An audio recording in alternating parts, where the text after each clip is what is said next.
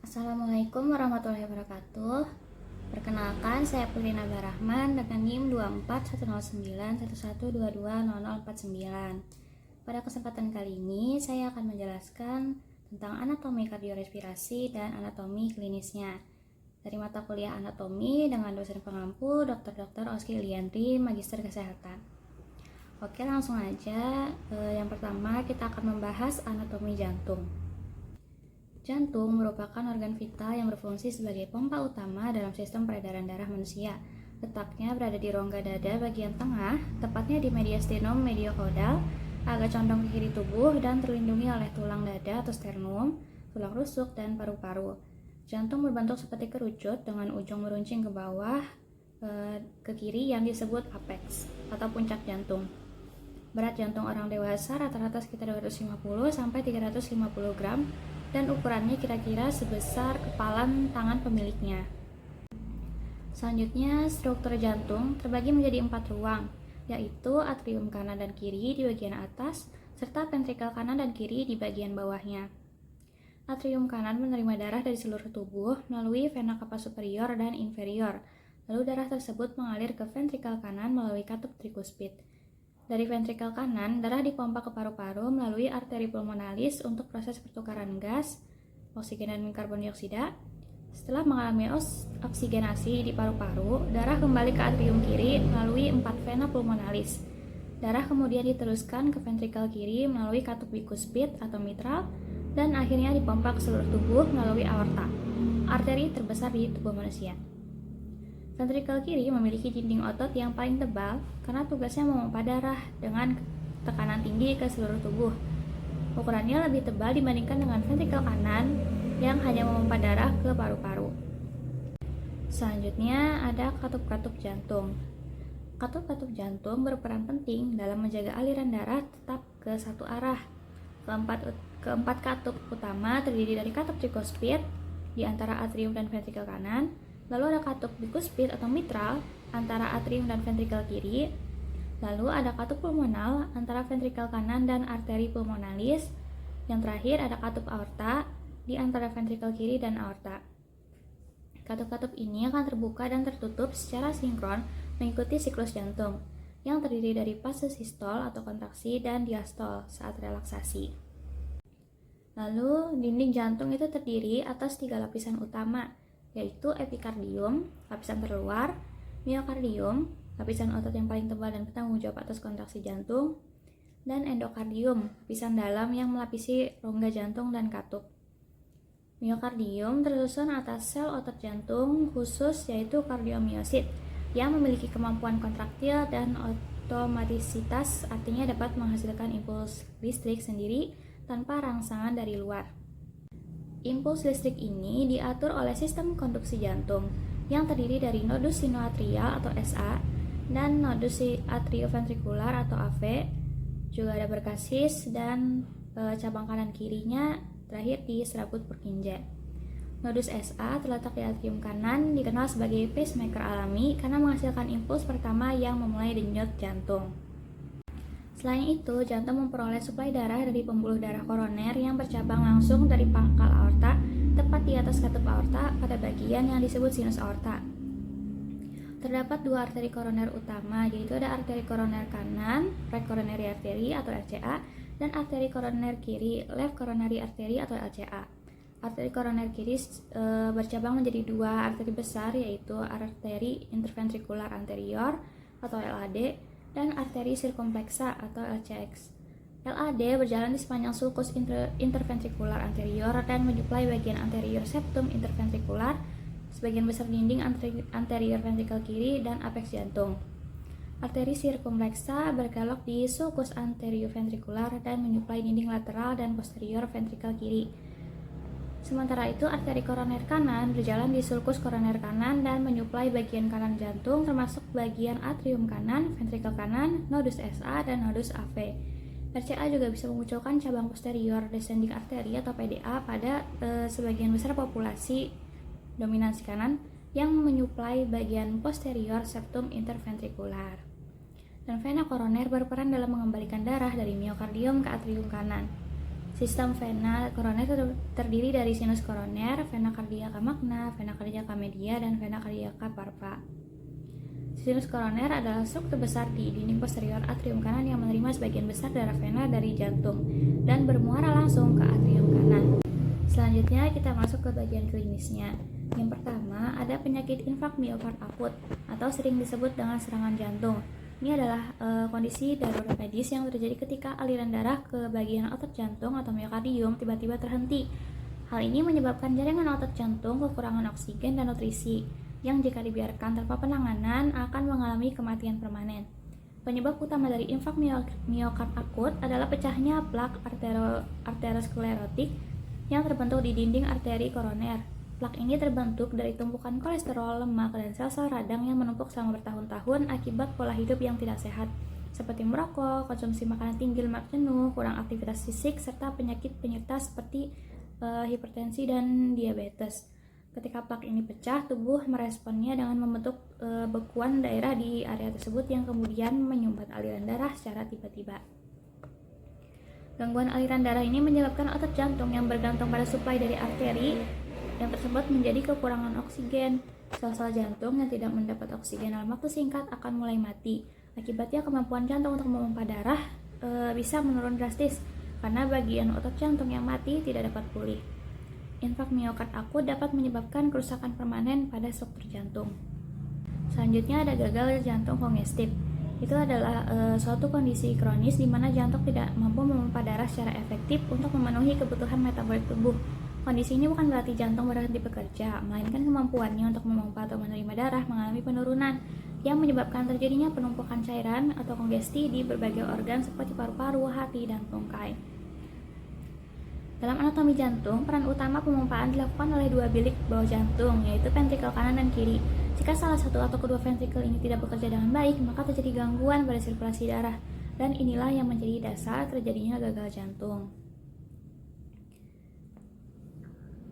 Pada jantung sisi kiri yang paling sering terjadi, ventrikel kiri tidak mampu memompa darah secara efisien ke seluruh tubuh. Akibatnya darah menumpuk di atrium kiri dan kemudian di pembuluh darah paru-paru yang menyebabkan tekanan dalam sirkulasi paru meningkat dan mengakibatkan cairan merembes ke jaringan paru. Sementara itu, jika ventrikel kanan yang gagal, darah akan menumpuk di atrium kanan dan pembuluh darah sistemik. Hal ini menyebabkan gejala seperti pembengkakan pada tungkai, perut terasa penuh karena pembesaran hati, dan bahkan penimbunan cairan di rongga perut. Selanjutnya ada perikarditis. Perikarditis ini adalah peradangan pada perikardium, yaitu selaput tipis berlapis ganda yang membungkus jantung dan memisahkannya dari struktur sekitarnya di dalam rongga dada. Secara anatomi, perikardium terdiri dari dua lapisan, yaitu perikardium parietalis atau lapisan luar dan perikardium visceralis, lapisan dalam yang juga disebut epikardium. Dipisahkan oleh ruang kecil berisi cairan perikardial. Cairan ini berfungsi untuk mengurangi gesekan saat jantung berdetak. Pada kondisi normal, cairan dalam ruang perikard hanya sekitar 15-50 mili.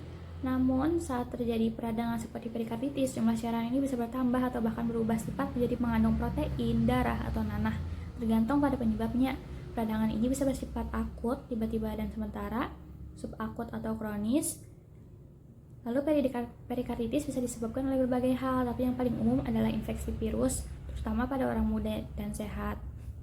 Penyebab lain bisa ada infeksi bakteri, tuberkulosis, gangguan autoimun, atau rheumatoid arthritis.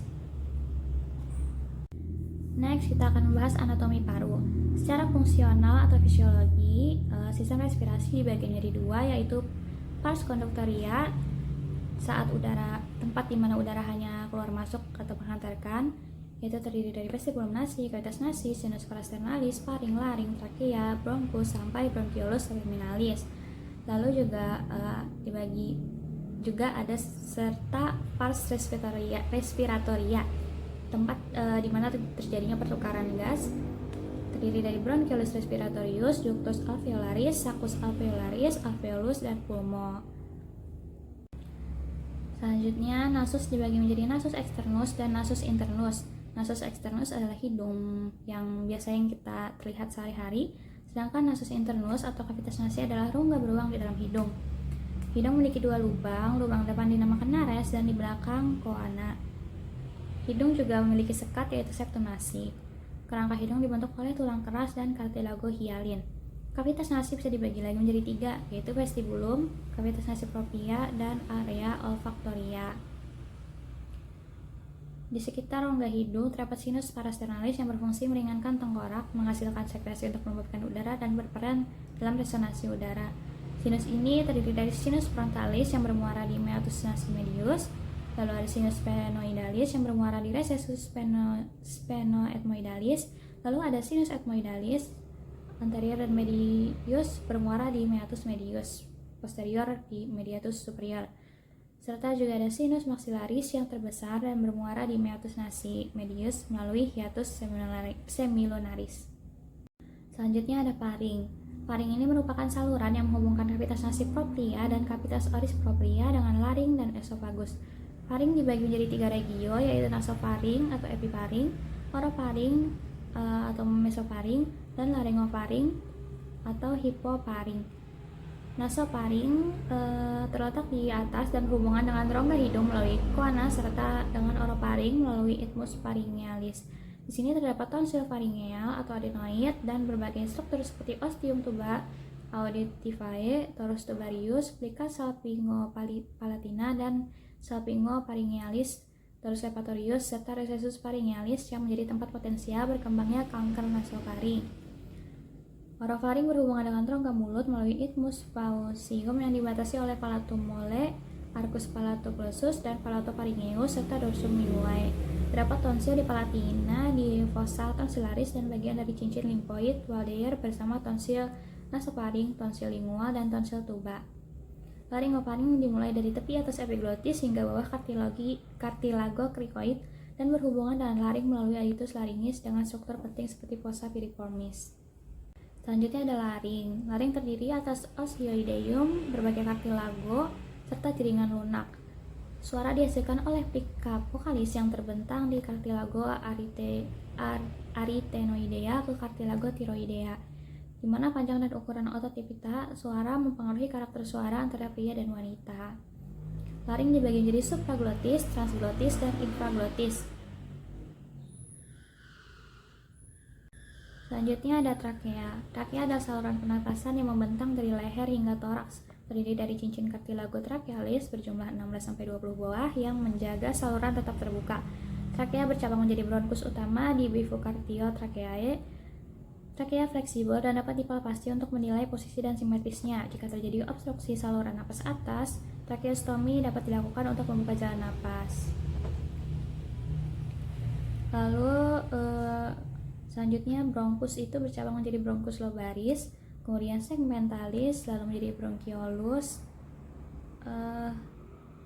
lalu bronchiolus hingga menjadi alveoli untuk penukaran gas. Selanjutnya paru-paru dibagi menjadi pulmodexter, ada 3 lobus, dan pulmosinister, 2 lobus, masing-masing dengan visura dan segmen tersendiri.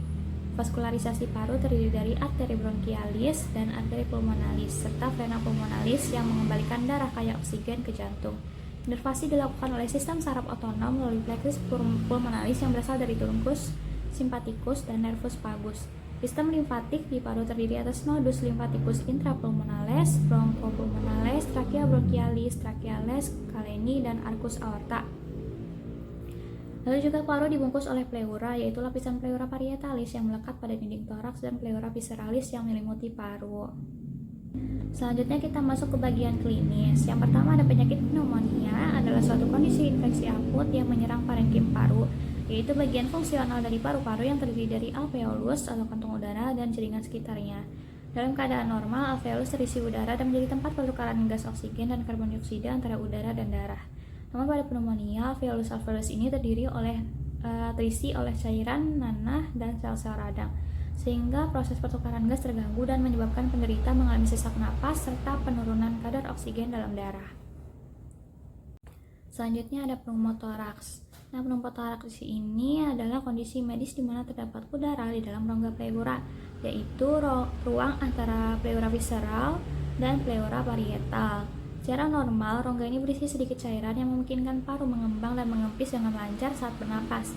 Namun ketika udara masuk ke dalam rongga ini, tekanan negatif yang menjaga paru tetap mengembang akan hilang dan paru dapat kolaps atau mengempis sebagian atau seluruhnya. Nah, pneumotoraks ini bisa terjadi secara spontan, traumatik, atau akibat prosedur medis. Secara anatomi, saat udara masuk ke rongga pleura, paru yang bersangkutan akan terdorong dan mengecil karena tidak ada lagi tekanan negatif yang menahannya tetap berkembang. Jika udara yang masuk cukup banyak dan tidak bisa keluar, maka akan terjadi pneumotoraks tertutup atau pneumotoraks terbuka, tergantung apakah ada komunikasi dengan dunia luar.